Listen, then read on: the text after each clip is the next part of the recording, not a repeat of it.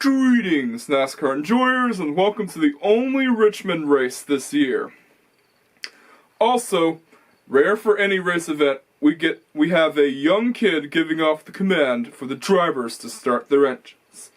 But anyways, this year's Cookout 400 begins with Priest jumping to the lead. Yeah, I was shocked to see him grab the pole. Free Willy, aka William Byron, is starting to move through the field and is currently in 10th.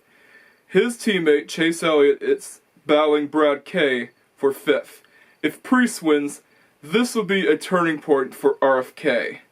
AJ has just jumped up to 2nd. Wait, what? But Reddick is not going to go down without a fight. He'll get past eventually. So far, not much is going on. AJ is starting to run down Priest, but it's hard to pass as the next-gen car is not that great on short ovals. And yes, I do agree with a lot of people in the next-gen car being rather crap on short ovals. But they're great on intermediates though. Intermediates usually put on great racing. But with short ovals and flat banked ovals, yeah, it's pretty much a weakness.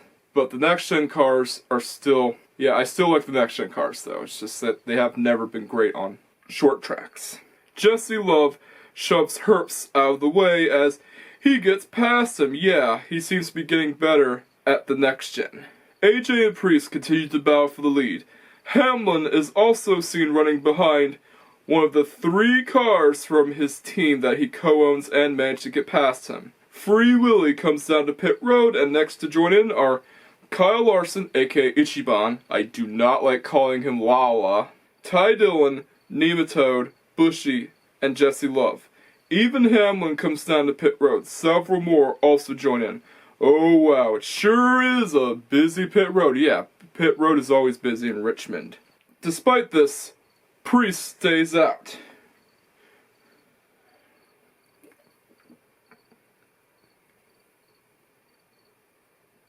Denny Hamlin just unlapped himself. Wait, what? Yeah, like, he unlapped himself. He's incredible, man. Like, Denny Hamlin can't be stopped. Ty Gibbs also got a penalty thrown at him. He never learns. Hamlin is starting to catch up, and Priest will have to try to hold him off. Hold up, Reddick just got past him, and his boss. Hubba Bubba and Hamlin battle for 2nd. Yeah, that's Bubba Wallace's nickname that Michael Roos came up with. And just like that, Reddick wins the first stage of Richmond. But anyways, our first race off pit road begins, and amazingly, Denny doesn't win the first race off of pit road this time around. Even worse is the fact that Hamlin got penalized. Dang it! Anyways, the second stage begins with Hubba Bubba jumping to the lead. Taco Bell, Christopher Bell, has jumped up to 2nd. Meanwhile, Chase Elliott is having a hard time trying to get past a massive pack of cars for short track. He too got a penalty. Hubba Bubba, Bubba Wallace, and Taco Bell, Christopher Bell, battle for the lead. Hubba Bubba, Bubba Wallace is trying his best to block Bell. SVG is running in 19th, and he's starting to improve on ovals. Hamlin, who got a penalty earlier in the race, moves up to 24th. Priest comes down to pit road. Giggles Logano is seen moving through the field. Please don't have him win this race. Reddick just got past Taco Bell for 2nd. Busher and several other drivers come down to pit road. Even Hamlin joins in. Things look good for Priest as he starts moving up. Reddick and several more drivers then make their pit stops. A lap later, Hubba Bubba, Bubba Wallace, and Free Willy, William Byron, make their pit stops. Bushy, aka Kyle Busch, also got penalized. Oh, come on, he's not having any luck. Priest is back in the lead, but loses it to Austin Dillon. Suarez is now in second. Holy crapper! This just got intense. Especially when there's actual tire fall off. About time. And we would get another huge pack of cars in the back. Reddick and Hubba Bubba, but Wallace just got past Austin Dillon, AD, and Daniel Suarez. Holy crapper! Nothing can stop him. Well, lap traffic does become a factor as usual. Priest makes another pit stop. Logano jumped up to third. Here's to hoping that Austin Dillon doesn't crash about like last year. The Cinderblock, aka Cindric, bumps Dillon and manages to get past him, and even Suarez is in the mix. Hamlin is running in 11th. Hubba Bubba, Bubba Wallace, and Reddick battle for the lead again, and Reddick is trying his best to get past him. He wasn't able to do it. Meanwhile, Logano and Cindric battle for 4th. Cindric gets past him. Lil Bow Wow comes down to pit road. Boucher and Suarez also join in. Brad K and Logano are next to come down to pit road, and as expected, several more also join in alongside them. Hamlin has yet another bad pit stop. Again? He's not having any luck on the pit stops at Richmond, which is crazy considering that his pit crew was really awesome last year. Yeah, last year's spring Richmond race, his pit crew was great. Hubba Bubba, but Wallace is next to join in, and he gives up the lead to Larson, aka Ichiban. SVG also has issues off pit road, and the caution just came out. Ty Gibbs, of course, had to cause it as he got involved with Reddick. Thankfully, the damage was only minor. Phew. Larson, Priest, Boucher, and Kyle Busch, aka Bushy, pitted in during caution. But anyways, the caution ends with Suarez and Hubba Bubba battling for the lead, and Wallace manages to clear him. Free Willy, William Byron, and Taco Bell, Christopher Bell battle for second, and another caution just came out. At this point, Cody Ware shouldn't be racing. He's not even a good race car driver. Elliott, Hocevar, and Reddick are the only ones to pit under caution. Reddick had to get some repairs done to his car. Anyways, the caution ends with Hubba Bubba continuing to lead, and just when Larson moves up to 10th, a huge wreck causes another caution. Elliott and Haley are just two of the drivers to get involved. Even Briscoe isn't safe. Free Willy comes down to pit road. I'm just hoping that we get a full lap in this time around. The race eventually restarts with Hubba Bubba continuing to lead. Bell and Larson are going at it again. Larson gets past Bell and gets past Logano next. Caution Hocevar, I'm not calling him Hurricane Hocevar, by the way. I know it's an illiterate nickname, like both H's. Well, it's not an illiterate nickname, it's a nickname that has good alliteration, is what I'm trying to say. But I do like calling him Caution Hocevar better because he was known to cause a lot of cautions and get involved in several cautions. Is battling him for 8th, and Bushy, Kyle Busch, is also behind Larson. Hold up, Free Willy, William Byron, just got past Bushy, Kyle Busch, and he is the one that is trying to run down Larson this time around. Hamlin is moving up despite getting involved in the caution earlier. There's no stopping him. Hubba Bubba wins the second stage of this year's race at Richmond. Our second race off of pit road begins, and as usual, Hubba Bubba, Bubba Wallace, wins the race off of pit road. And Taco Bell, Christopher Bell, has issues on pit road. Dang it! But anyways, the third and final stage begins with McDowell leading for a brief time until Hubba Bubba gets past him. They both get an Austin Dillon jump scare as he gets passed by both of them for the lead. Now this is something that I didn't expect. He'll lose the lead though, he won't be there for long. SVG gets past McDowell for 14th, and he even battles Cindric for 13th. Even on lap 260, Dillon still leads. AD just wants that win so badly. AD starts falling back and his lead gap starts to shrink as he gets caught up in lap traffic, but he does try to gain it back.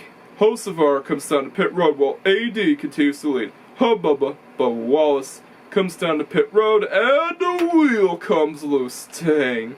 So much for him winning.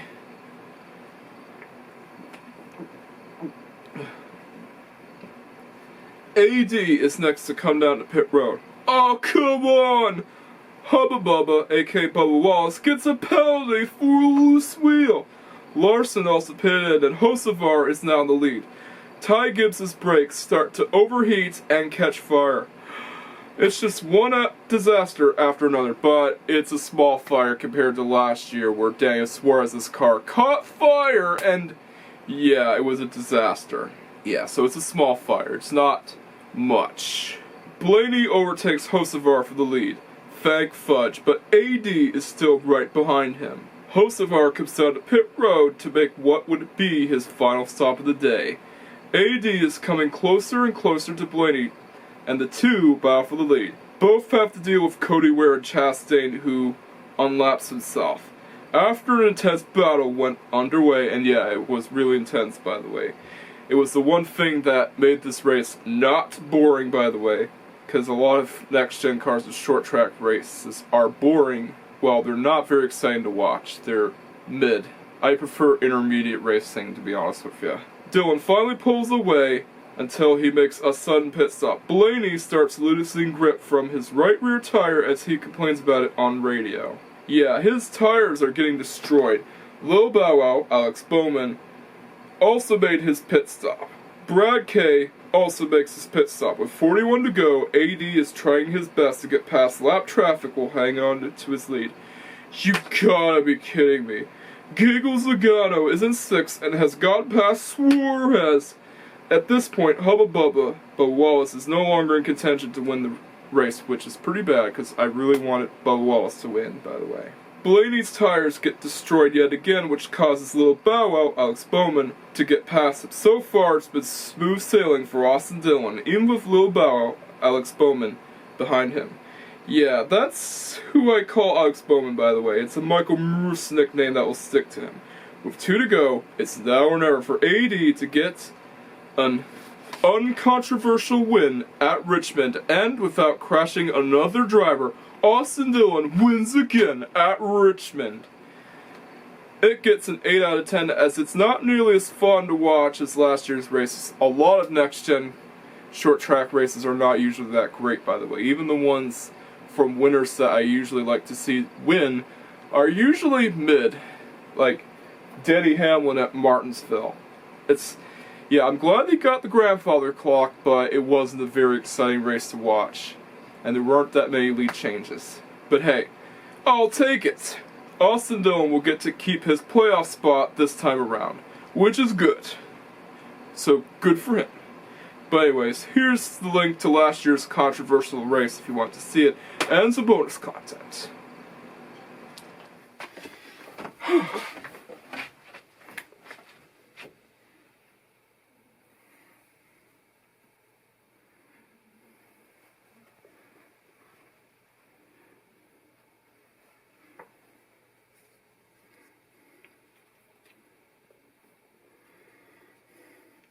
Alrighty, so if you're wondering why I put this bonus content separate from the other one, even though it's part of the same set, well, it's because I didn't want the video to be long, and I thought that the muscle car would fit better with the Richmond night race as bonus content, since it's a more aggressive muscle car, and NASCAR is all about having big American V8 racing machines. Yeah. People are complaining about the next-gen car, which is not surprising since these complaints have pretty much gone on for a long time, and I'm pretty much sick and tired of hearing all the frickin' complaints of the next-gen car. I actually do like the next-gen car, by the way. Yeah, sure, the racing can get dull on short tracks, but I think it's getting better.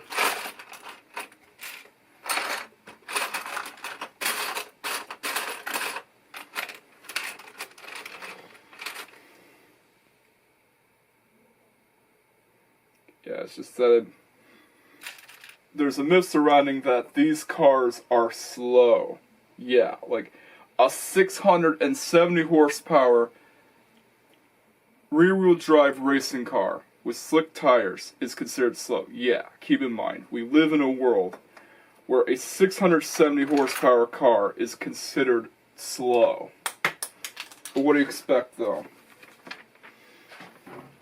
These guys consider Hellcats to be slow. And everyone and their mom is trying to build Hellcats. Well, either trying to build Hellcats that are faster or try to build cars that beats Hellcats. Yeah, it's a crazy world we're living in. Yeah, it went from 500 horsepower to 700 horsepower, now it's 1,000. Yeah, like, number of horsepower is considered being normalized. It's definitely changed. Although, a lot of people can't handle 700 horsepower.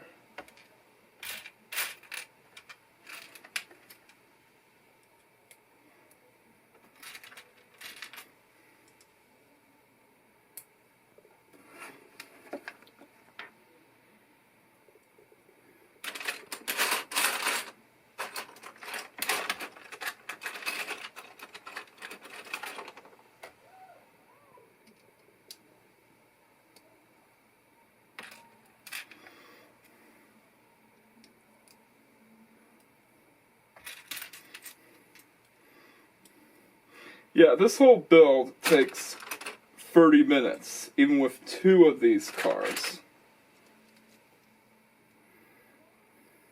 Because these cars take like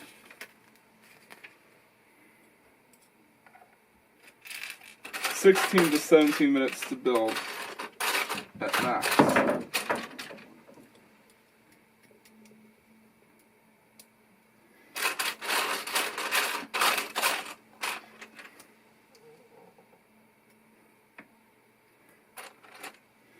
Yeah, it's crazy we live in a world where 670 horsepower is considered to be slow. Well, it's basically enough for the V8 supercars. I don't see the Aussies complaining about how much horsepower is in the V8 supercars.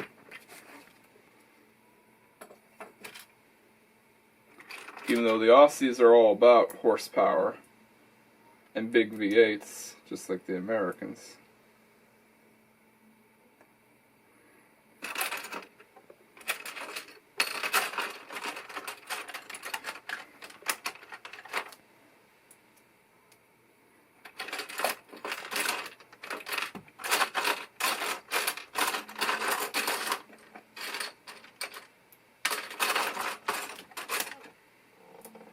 Yeah, these 2 cars you can drive in LEGO 2K Drive because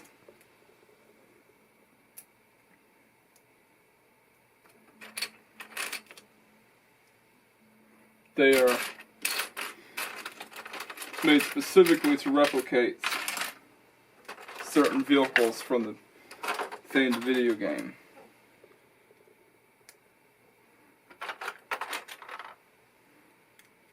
Yeah, look at here.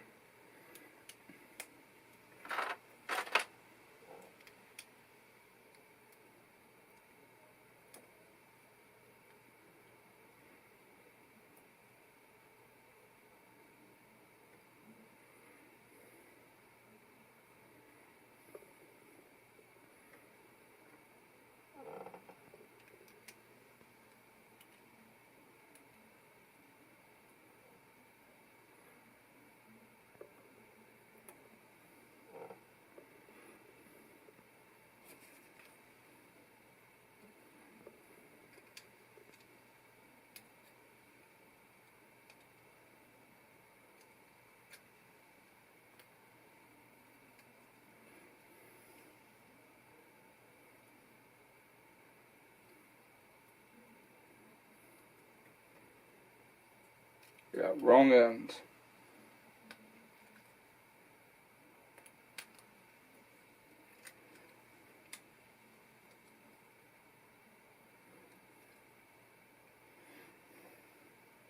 Yeah, there's a gap in the back. Yeah, it's real gappy.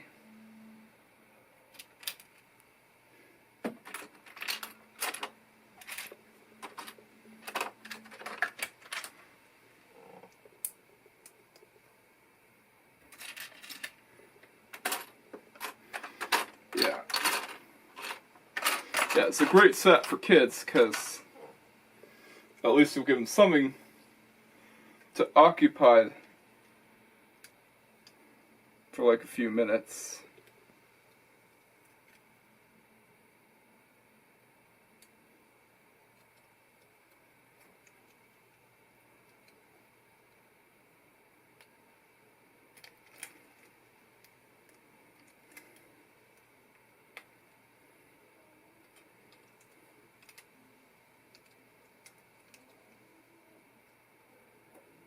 Yeah, keep them occupied with this set.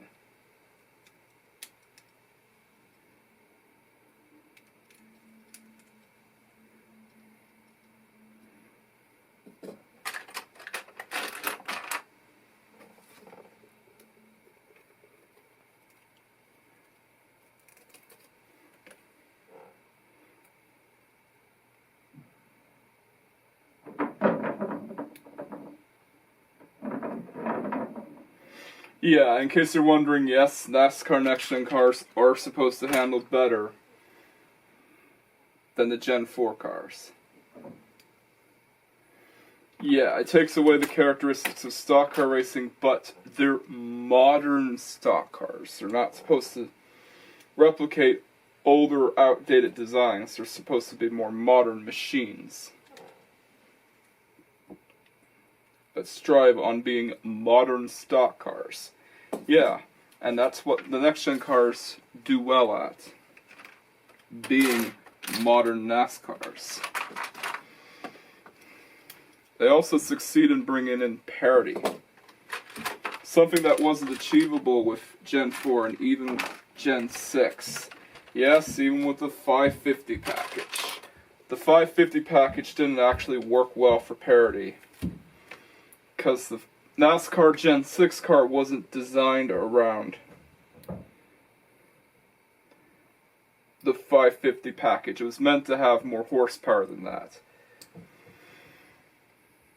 And people complained about the 550 package. Just be grateful that you got more horsepower than the infamous 550 package that NASCAR had in the late 2010s and the early 2020s.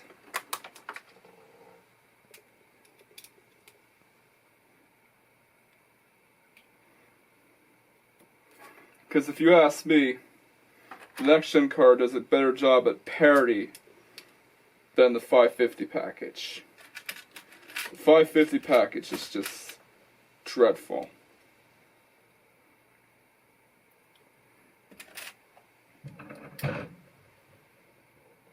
It was dreadful. It didn't help that it was basically restricting the horsepower of the Gen 6 car, even though the Gen 6 car was capable of a lot more than that.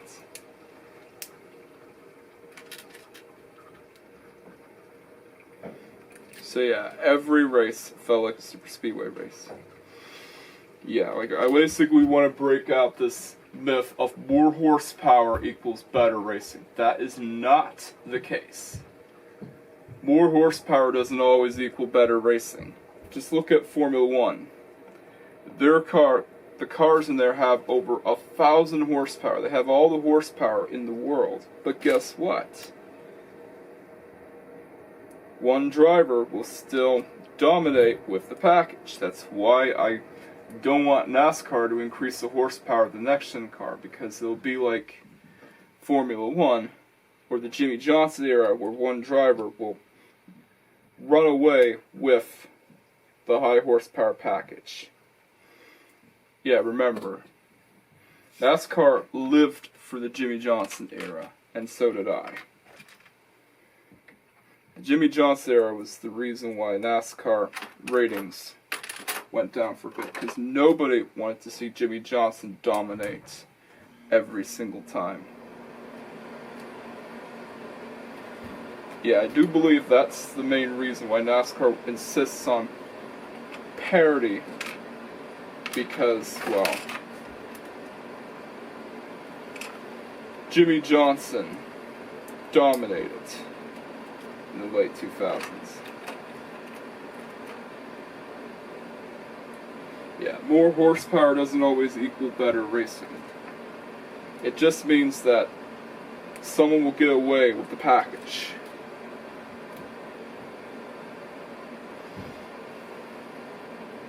Yeah, Formula One has zero parity.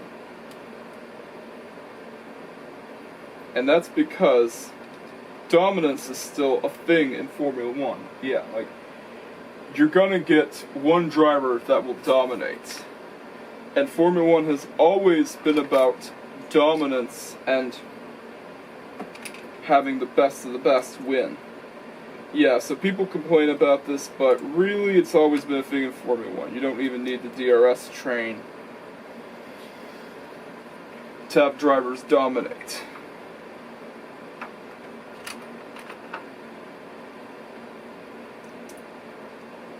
Because we basically know that drivers will still take advantage of the package that's given to them. You take out DRS, it's not going to prevent dominance. You make IndyCar a manufacturer, not a manufacturer series, you make IndyCar a driver series with just one engine manufacturer, and one driver will still dominate. How do I know this? Because the Champ Car World Series was down to one engine manufacturer. Yeah, like, Honda and Toyota switched allegiances to the IndyCar Series, formerly known as the Indy Racing League, and that meant that Champ Car had one engine manufacturer and one team, and driver got away with nearly the whole entire season of Champ Car. Yeah, like, even as a driver series, Champ Car still hasn't fixed the dominance problem that they had. Newman Haas Racing was just too good of a team. You see, even if you take out the hybrid system and you fire Honda and Chevy and have only Cosworth as the engine supplier, you're not going to prevent dominance, because one driver will still get away with the package. You're not going to prevent drivers from dominating. So it's best we keep the rules as is. Yeah, just be glad that you got the hybrid system at all. I actually like the hybrid system in IndyCar, by the way.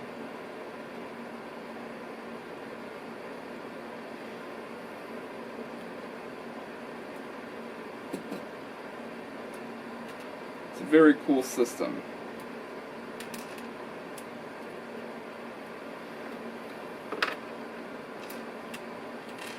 But dominance is still dominance, no matter if the series has a hybrid system or not.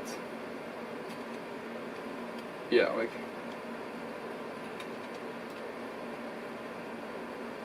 Champ Car actually introduced the push-to-pass system. That wasn't an IndyCar thing. That wasn't originally an IndyCar series thing. Champ Car introduced the push-to-pass system, probably in an attempt to make some races like Laguna Seca less boring. Because think about it, I think if I remember correctly, one driver had a 20-second lead gap in Laguna Seca. That's probably why they introduced push to pass. And the system was brought over to the IndyCar Series after the merger happened.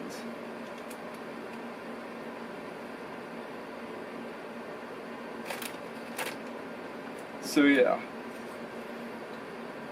the Champ Car World Series was responsible for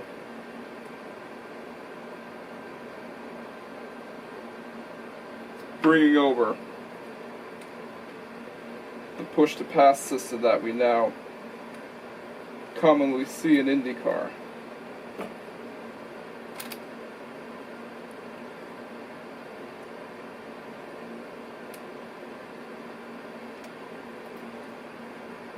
Yeah. A1GP also had the push-to-pass system, but was called Power Boost. And that whole series actually has an interesting concept. Yeah, teams are not drivers are not represented by teams, but by countries. Although the novelty wore off. Yeah, the A1GP. I wish it was back.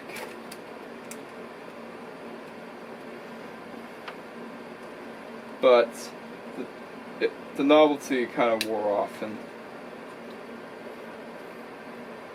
everyone failed to bring it back. Yeah, and you could also rearrange the pieces to have the gray hubcaps on this car instead of the muscle car. Pretty cool, isn't it? Yeah, in fact, this one might be shorter than the police car because it got less parts to deal with.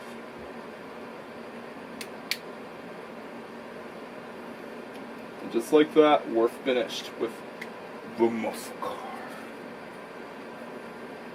You could also use the trunk to put in some goodies, but we're going to get to that in a sec. And there it is. Yeah, it's a muscle car convertible. Just like the Ford Mustang.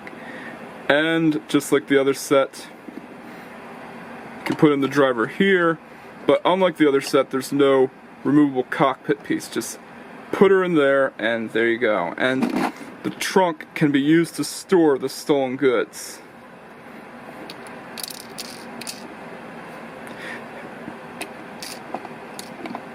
Yeah, just have the super police car chasing the suspect, and there you go. Yeah, I know, like, it looks like a car that would be used in the PS2 game called Super Police. I think it's called World Super Police. It wasn't released in North America, but I've heard it was really hard, though. Yeah, only thing missing is Gatling guns on this, but being Lego, they probably decided not to have them there. Although it could be stud launchers. You can put stud launchers on it. Yeah, just imagine this car being in World Super Police and probably being used by the Falcon Allegiance. But anyways, this is the Bandito signing off. Here's the link to last year's Richmond night race if you want to see it. I'll link the review here. But anyways, don't forget to like, comment, subscribe, and hit that notification bell just in case you haven't already done so. Catch you guys next time, and peace out.